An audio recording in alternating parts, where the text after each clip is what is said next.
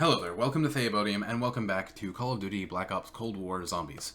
I'm exhausted. I've been recording for about an hour already, so I apologize if my speech is a little bit out of it sometimes. But this is going to be resuming where the last video left off, so if you haven't seen that, then I suggest you go watch it. I have a lot to talk about. I wanted to break this up into two different episodes, though, because, again, I'm calling it episodes.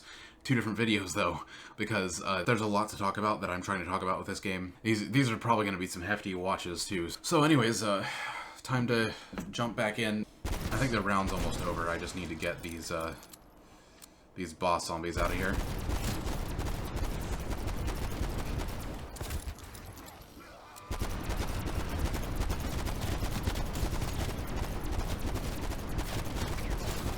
One down.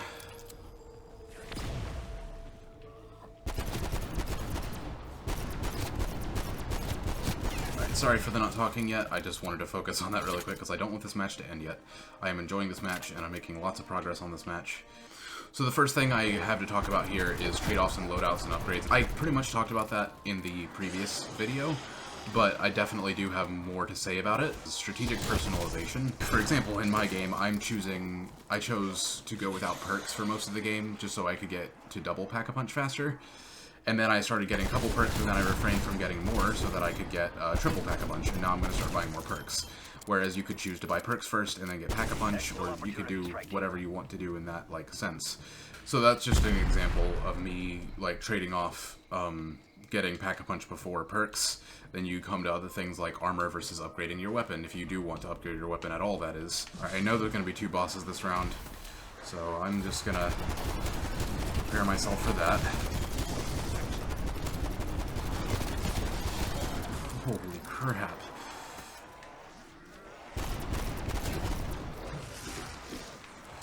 I love the hecticness of this game.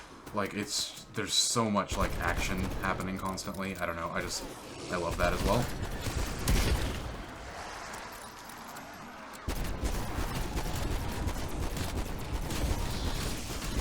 I'm gonna come back around and get that nuke once I thin out this round a little bit more. I guess it's because I'm playing solo that there's not two of these guys yet, but there will be. Actually, yeah, I'm not gonna risk stuff this match.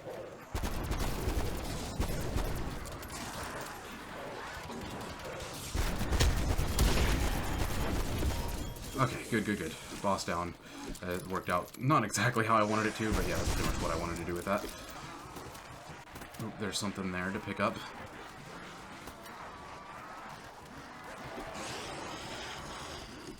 KGB videotape collected. I haven't collected a lot of those things, and I feel like I need to.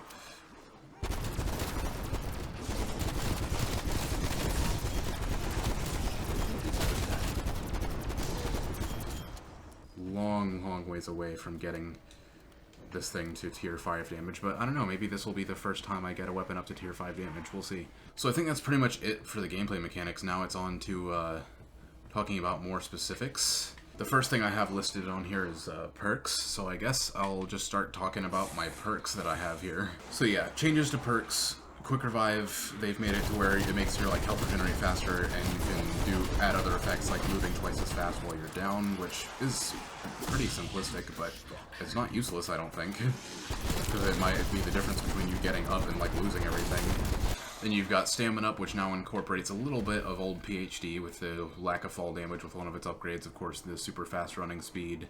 There's some other things that I add to it. Then moving on to Jug, of course, it's less effective at first, but then they make it to where you can upgrade it to where you get that full 100-point health boost, of course. That was a risky move going into that plane. It would be so easy to get trapped in there. But yeah, Jug, they did stuff like that. What's another one? Oh yeah, you can increase the amount of armor that you get from armor plates. I still don't have my Jug upgraded also, as you can tell. Then moving on to Speed Cola. Speed Cola also affects the rate, some of the upgrades of it affect the rate at which your super, or as they call it, field upgrade, actually recharges, which is interesting. It's definitely useful. Yet again, it's just not something I would originally think to be a Speed Cola perk, but it is.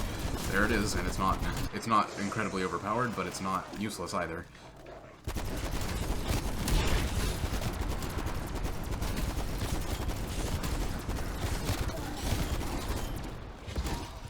close to getting this thing to its top rank, actually. If I can just get a solid 250 more of that stuff, then yeah, I'll be there. I'll be able to get this thing to tier 5 damage, which I've never done with a gun before, not from scratch. So I guess that's all I had to say about Speed Cola. I haven't talked about perks in a while. Yeah, if you can't tell, the rest of the video is probably going to be like this, especially if I'm still in this match, because this is one heck of a high round for me so far.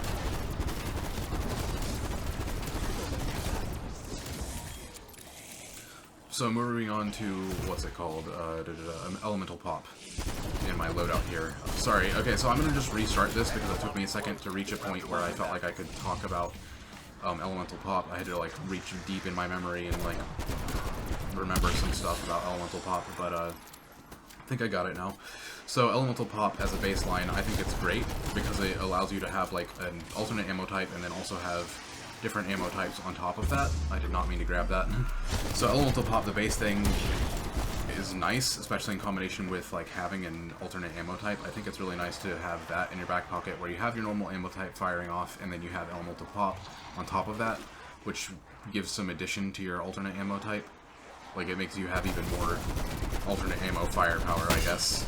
And like, I can get that Brain Rot Zombie, but as you just saw, I can still get that Dead Wire to fire off.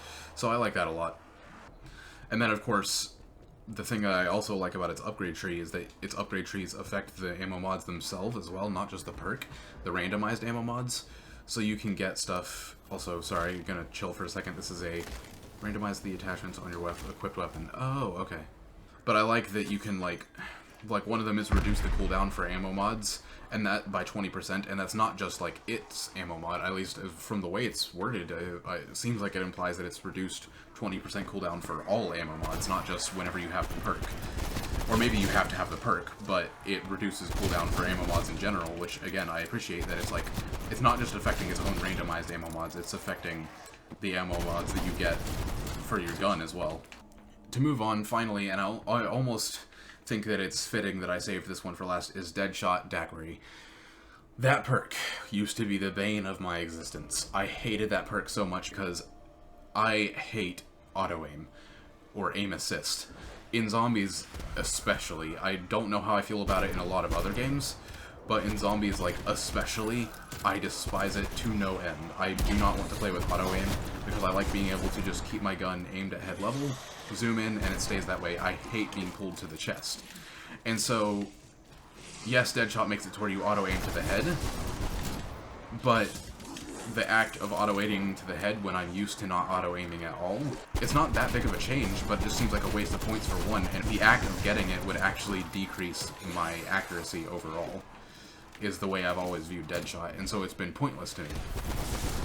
And I still see that characteristic of it, but I have other reasons to get it now, because they've added so much more to Deadshot. Like, the easy one that I can say is, in its perk tree, is improves hipfire accuracy. Like, it just straight up improves hipfire accuracy, and that's something that, again, almost the end of the game there. I thoroughly enjoy the ability to, like, have improved hipfire accuracy, because especially with, like, in this game, where you have dual-wielded weapons and stuff like that, that's incredibly useful for a gun like this, and I'm not sure if I have that skill tree currently active, but I might. And if I do, I'm sure it's helping a lot. I just don't pay attention to whether I got it or not. And then, what else is it? Oh yeah, improved critical damage by 100% if the zombie is at full health. So that means, like, if I get to a point where this gun is a 2-shot headshot kill, it won't matter, because it'll still be a 1-shot headshot kill if they're at full health, because it'll be doing 200% damage to them whenever I hit them. I think I just got my... Yep, I just got my... I just did it. That was... I didn't even realize it at first, but yeah, that was it. That was the golden camo, the golden Viper for this gun, so this gun's finished. So I guess the whole point of me mentioning Deadshot like that is that, like, I love talking about it now because I feel like Deadshot has come a long way for me personally. I always was repulsed by Deadshot. I hated that perk. In Black Ops 3, whenever I would get it out of the Wonder Fizz, I would just be so upset that I wasted my points on something like that. And then this game shows up, and it Black Ops 4 tried to do something like that with Deadshot, but I still just could never find myself using it amongst the other perks that felt like they were ridiculously powerful. But then here comes this game where I can get all the perks, so I don't feel repulsed by getting Deadshot, because, I mean, to admit it, I wouldn't get Deadshot, most likely, if I could only get 4 perks. I would get my basic perk setup, and then possibly with Elemental Pop in there, because Elemental Pop is really good, I think. But I would not get Deadshot, most likely. It would probably be at the very back of my mind. But thanks to this game, and it's now at least 6 perk system, I don't know how many perks we can actually get in this game, I can grab Deadshot and get the benefits of Deadshot, and I don't feel like it's a waste of money. I spent 5,000 on it. It's the last perk I got, too, and I don't feel like that was a waste of 5,000 points at all. You know, I guess I could probably start working on another gun this match. I mean, I might as well, right? So I guess with that being said, it's time to do my first box hit of this match. Or if I get the Wonder Weapon, then I'll probably spend this match testing out the Wonder Weapon, because I've never used it to this date. Never mind, this was the next gun I was thinking about doing since I haven't unlocked the Diamante, and this is the gun that it will be, because I just got it as, I mean, this rarity, obviously. Yeah, let's go get this thing, like, pack-a-punch to the crap out of, and see where that takes me.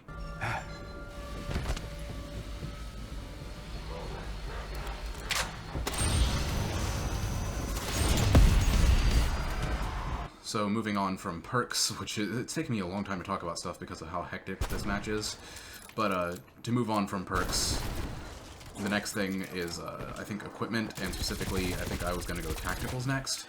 For no particular reason, I could do lethals just as easily. Number 1 on the list, and I think it's in order that they are on the crafting table, is the stim shot. I don't know. I can't tell whether or not I personally believe it's like a crutch thing where everyone wants to use the stim shot, because everyone that I have played with uses the stim shot. But I am a contrast to that, where I feel like the stim shot isn't the most powerful. I do much better using stun grenades than I do using the stim shot. This thing is not doing well. Not amazing, anyways.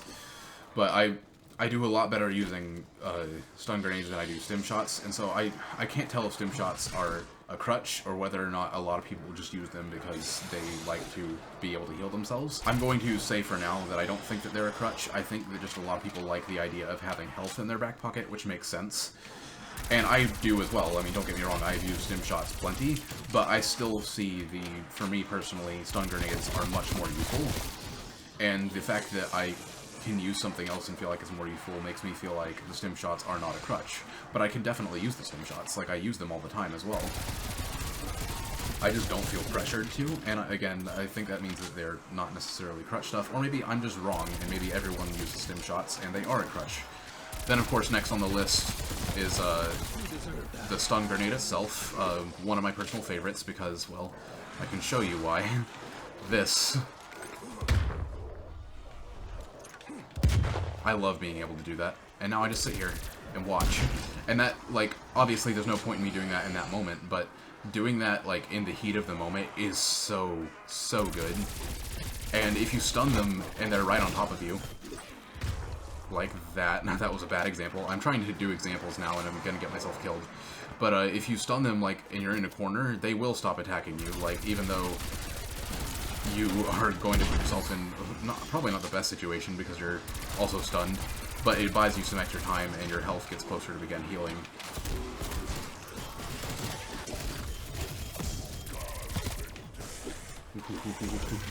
Very close to the end of the game here, actually. I'm going to switch back to my dual-wielding pistols because I don't necessarily think they're doing better, but they're going to be better at killing the boss, probably, maybe. Let's just chill for a second. Yeah, I guess that's the reason why I like the stun grenade so much, is because it's pretty much like a chill button.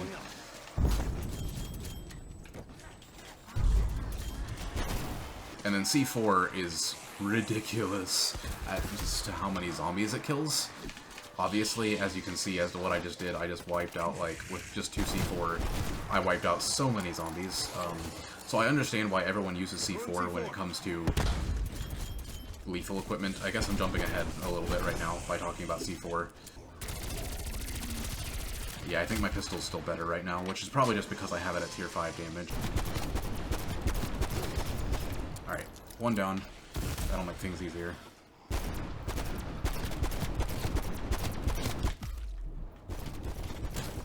Ooh.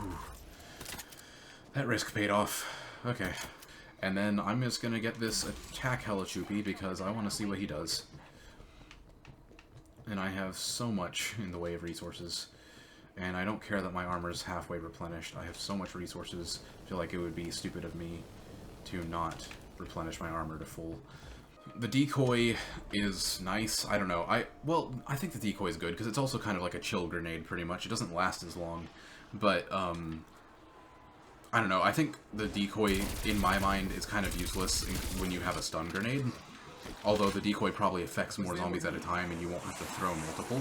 But it's a shorter amount of time that it lasts, so I guess, like, think of that what you will. It's probably just an opinion of which one you would prefer. I just feel, personally, that the decoy is useless when using the stun grenade, and the stun grenade is probably useless when compared to the decoy. So, I don't know, maybe it's just a preference thing there. And then, of course, you got the classic symbol monkeys, which are, by my opinion, actually the best, undoubtedly.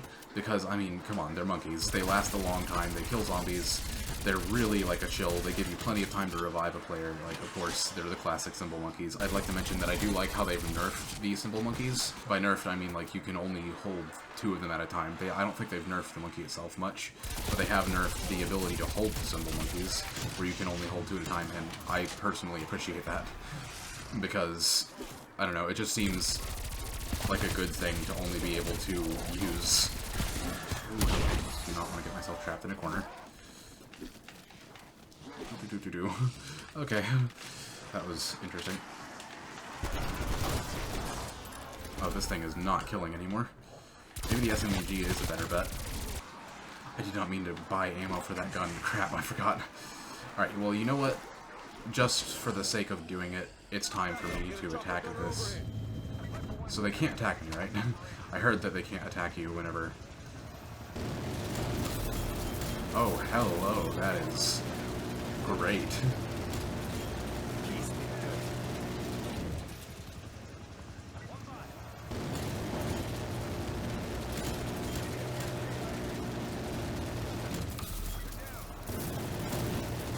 guess I should get them off my body, probably. So the next thing that I wanted to talk about here was, of course, the lethals. Tomahawk was the first one. I've heard a lot of people say that the Tomahawks are useless. I disagree, though I feel like they're definitely the least powerful, but I disagree that they're useless. They most certainly have their uses, and I enjoy using them just because they're fun to use. But the ability to pick them back up repeatedly is what I think really gives them their use, even though they only kill 1 zombie at a time.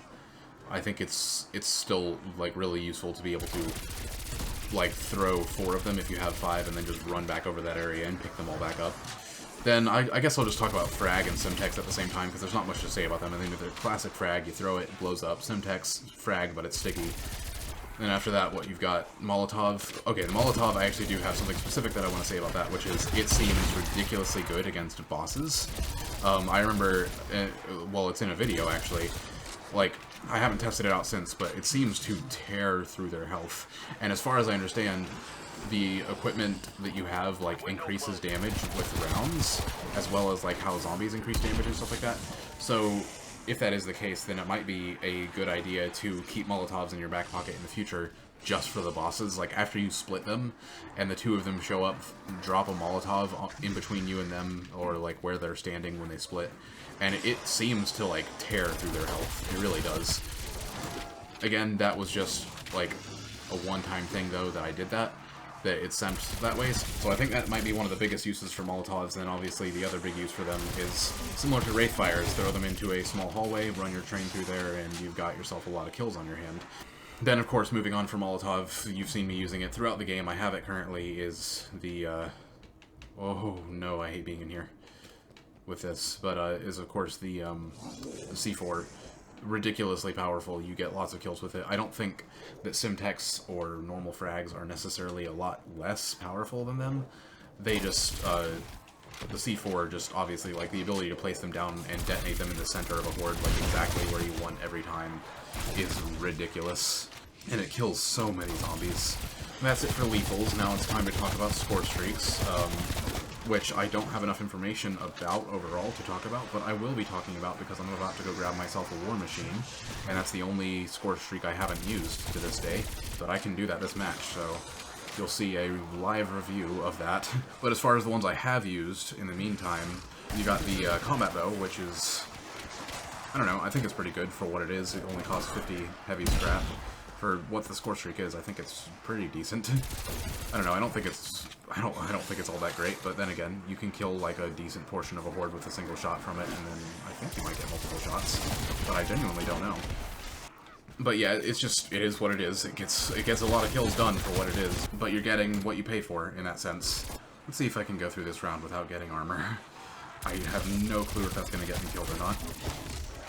So, moving on from that, the Sentry Turret, the one time that I did use it, it did not seem to have much use. I don't know, that's probably just my experience with it, because I had it up on that wing thing over there that I keep running up on. I quickly realized that it wasn't going to just save me 100% of the time, no matter what.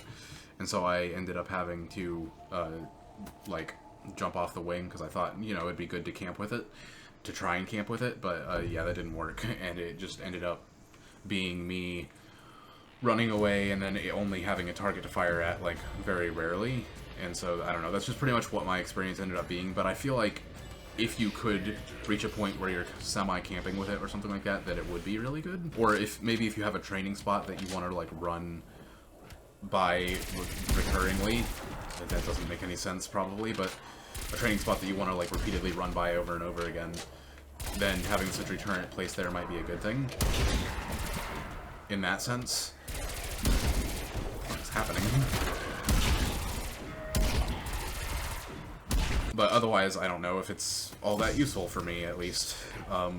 The Sentry Turret, actually, I don't know, it might be that one that seems kind of left out, because of course balance is never perfect. Like, you don't really seem to get what you pay for, from my experience, though. And again, I could have just misused it, which I have a feeling that I did. Now, I think after that is the war machine, so let's grab this thing and give it a shot, why don't we? Really quickly before I get trapped in here and die. So I'm assuming there's going to be a boss this round. I haven't seen a boss in a while. But I'm just still going to get up a decent train and then go about my business with the war machine. And the boss can join whenever he feels ready. Also, I find it interesting that these two guns have the same amount of ammo, even though one of them goes through it obviously much faster. And then you have this revolver that I did actually occasionally run out of ammo with. Anyway, so round 39. Time to see what this war machine's capable of. That was an immediate concern of mine, splash damage, which clearly it has. Which is fine. I mean, obviously it's an explosive gun.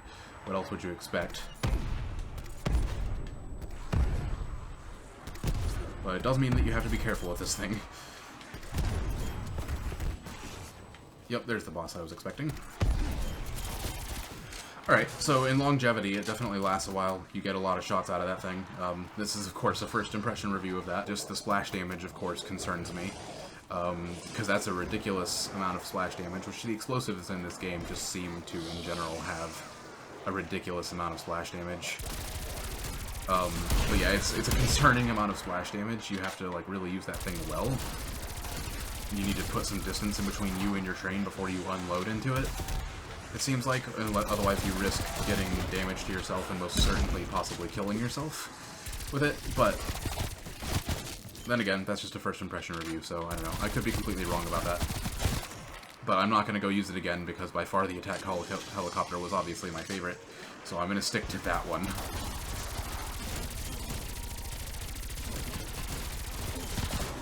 I'm going to go ahead and move on to that, well, the next thing on the list would actually be self-revive, but I mean, that's pretty self-explanatory. Like, I used it already in this match, which if you haven't seen that, I'm pretty sure it happened in the first episode of this match, but yeah, it is what it is. The self-revive does what it does.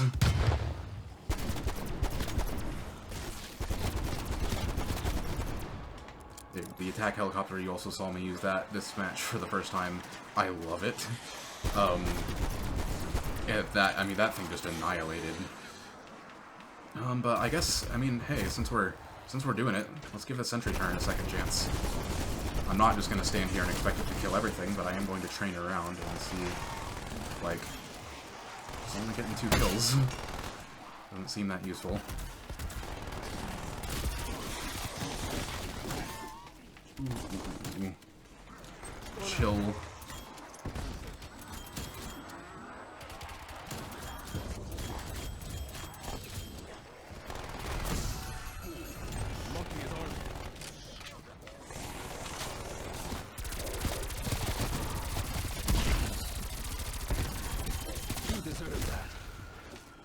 Ooh.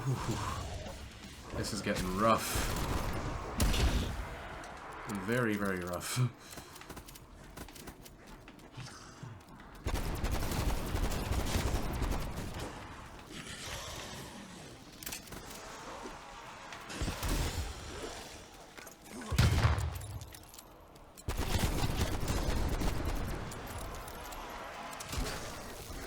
I'm having to use my super just to stay alive now.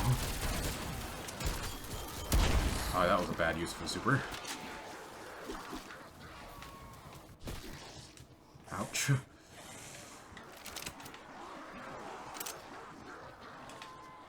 Throwing Grenada.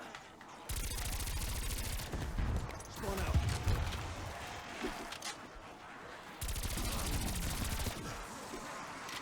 Still got this boss to deal with. And I have no armor still. But, I don't know, maybe I'll survive and reach this next milestone. Oh, that's the end. I paused the game for a second to look at stuff, and that was... I guess that's the end. Yeah, there's a lot of stuff that I had to talk about here, but I've just kind of realized that a lot of it just seems pointless. I just wanted to talk about stuff, I guess. And that's what I've done this game. The only other thing I would have to add to that about specific stuff is the weapon mods. Napalm Burst, Dead Wire, Cryo Freeze, and Brain Rot. Napalm Burst, I haven't had the best experience with it so far. It doesn't seem to be that useful. Dead Wire also didn't seem to be that useful to me at first, but it's kind of grown on me because it does seem to like stun them decently, but it also just doesn't seem to make much of a difference. Cryo Freeze, again, I also didn't care for it much, but it really grew on me because I've definitely noticed the difference in damage when I get that effect to happen. Game settings have been changed. Okay. I don't know. It's minor, but it still helps. And then, of course, Brain Rot is, I think, the best. That's definitely, like, kind of, I guess I would consider it a crutch weapon mod. I 100% would consider that one the crutch weapon mod as of right now because it's the best one. So, yeah, I don't know if I'm going to make it into a video or a stream yet, but this third class I'm going to go ahead. I know I unlocked the Diamante because it was unlockable at level 49. I'm going to go ahead and drop that in my class and look forward to a video soon that will be less about all this talking and more about me just playing either video or stream of me using the Diamante. I don't think I'm ready to stream just yet, so I'll probably put it into a video. But I'm going to get this thing to gold. It'll probably be called the Trek for Diamond or something like that. Anyways, I've been talking enough for this video. I'm so tired of talking, to be honest, because I was tired before this thing even started. I also am about to go finish up my next video. It's almost finished uploading, so I'm about to go finish getting that prepped to be released. So yeah, thank you guys so much for watching. For anyone who stuck it through this entire video, which I don't know how long it is, but I'm assuming it's incredibly long. For anyone who stuck it out through this like entire video, then I appreciate you a lot. This is a bit of a hefty video, I know. So was the last one. But we'll be getting back to normal content now. This is the end of the review of Call of Duty that I kind of wanted to do. I just wanted to do it in this style where I'm getting gold for one of my guns at the same time. And I don't know why I didn't do this already, but I'm going to hop into a match. You'll see it very shortly. And here they are. Beautiful Golden Viper. I'm not actually planning on playing this match. Just wanted to look at the camo really quick. With this one massive video out of the way, thank you so much for watching, and I'll catch you in the next one.